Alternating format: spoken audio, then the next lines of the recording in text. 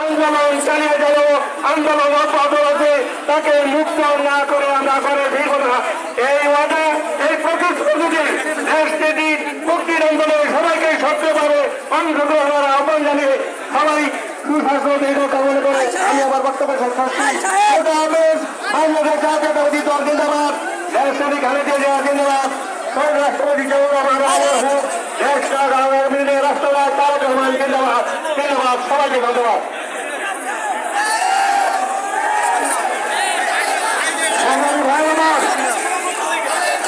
আজকে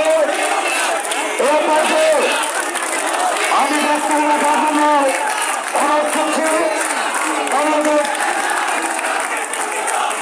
আপনার জানেন যে জাতীয়তাবাদী ছাত্রদল একটা মিছিল এসেছে শুরু এবং কালা নির্যাতনতা বাতিলের নেতৃত্বে।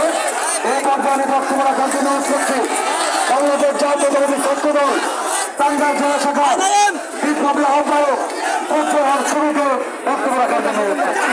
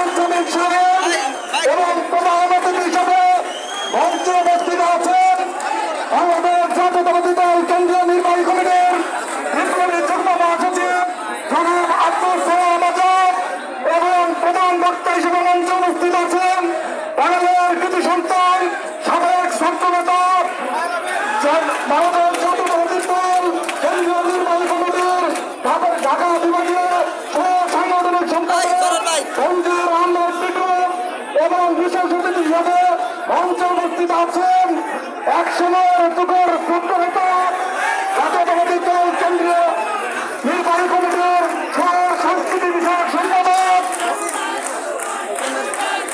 জনাব সাইদ চৌধুরী এবং সাবেক সূত্রনেতা বিএনপি কেন্দ্রীয় নির্বাহী কমিটির অন্যতম সদস্য বাঙালির কৃতি সন্তান নাসির এবং আজকের সূচক জেলা বিএনপির বিপ্লবী সাধারণ সম্পাদক অ্যাডভোকেট ফরাদি করেছে সকল পর্যায়ের নেতৃবৃন্দ টাঙ্গাইল জেলা ছাত্র দলের বিপ্লবী সদস্য সচিব সহ সবাইকে আমার ব্যক্তিগত পক্ষ থেকে বাংলাদেশের জাতীয়তাবাদী ছাত্র দল টাঙ্গাইল জেলা শাখার পক্ষ থেকে বিপ্লবী শুভেচ্ছার একটি অভিনন্দন জানাই। আর আমার সারা বাংলাদেশের মানুষের মনে আজকে আগুন জ্বলছে, সেই আগুন আজকে দাবানলের মতো সারা বাংলাদেশে